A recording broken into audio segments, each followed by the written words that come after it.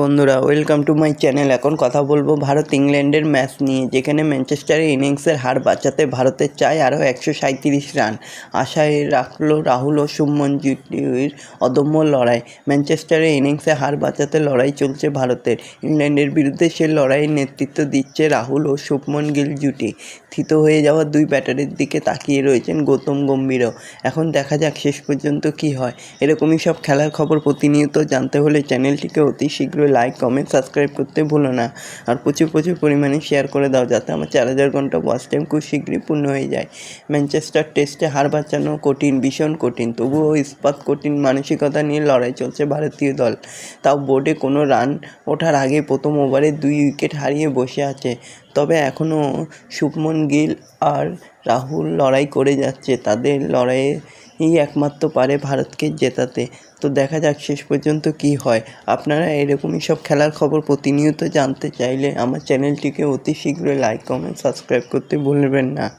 তো বন্ধুরা, শনিবার ইংল্যান্ডের প্রথম ইনিংস শেষ হয়ে যায় 669 রানে। ভারতের থেকে 311 রানে এগিয়ে থামেন বেন স্টোকরা। দলকে ব্যাট হাতে এগিয়ে রাখেন ইংল্যান্ডের অধিনায়ক। বল হাতে 5 উইকেট নেওয়ার পর তার ব্যাট থেকেই এলো 141 রানের ইনিংস। ইংল্যান্ডের 148 বছরের টেস্ট ইতিহাসে আর কোনো অধিনায়ক এমন করতে পারেনি কৃতিত্ব। তবে আরও এক অধিনায়ক এক টেস্টে 5 উইকেট নেওয়ার পাশাপাশি 100 রান করেনি। আদতে নিউজিল্যান্ডের ক্রিকেটারের কৃতিত্বে গর্বিত ইংরেজ ক্রিকেটার।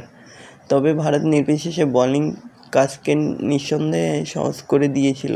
8 বছর পর টেস্টে খেলতে নেমেছেন লিয়াম ডস। তবে সকালে 22 গজে খেলছেন স্টোক। ইংল্যান্ড অধিনায়ক জানতেন না তারা মূলত কাকে করতে হবে, কে আগে নামবে। তবে ম্যানচেস্টারে 22 গজে হতাশ করেননি ডসনকে।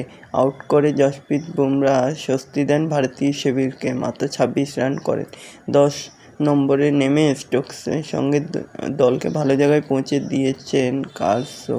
রবীন্দ্র জাদেজার বলে আউট হওয়ার আগে তিনিও করেছেন 47। ভারতের ঝোড়ো বোলার নিশ্চুপ হয়ে শিখলেন ইংল্যান্ডের টেন্ডরা এই টেস্ট সিরিজে যেভাবে রান করছে ভারতের শেষের দিকে ব্যাটারদের একবার শিখে নেওয়া দরকার। তো দেখা যাক শেষ পর্যন্ত কি হয়। ভারত কি পারবে এই ম্যাচ জেতাতে, সেটাই দেখা।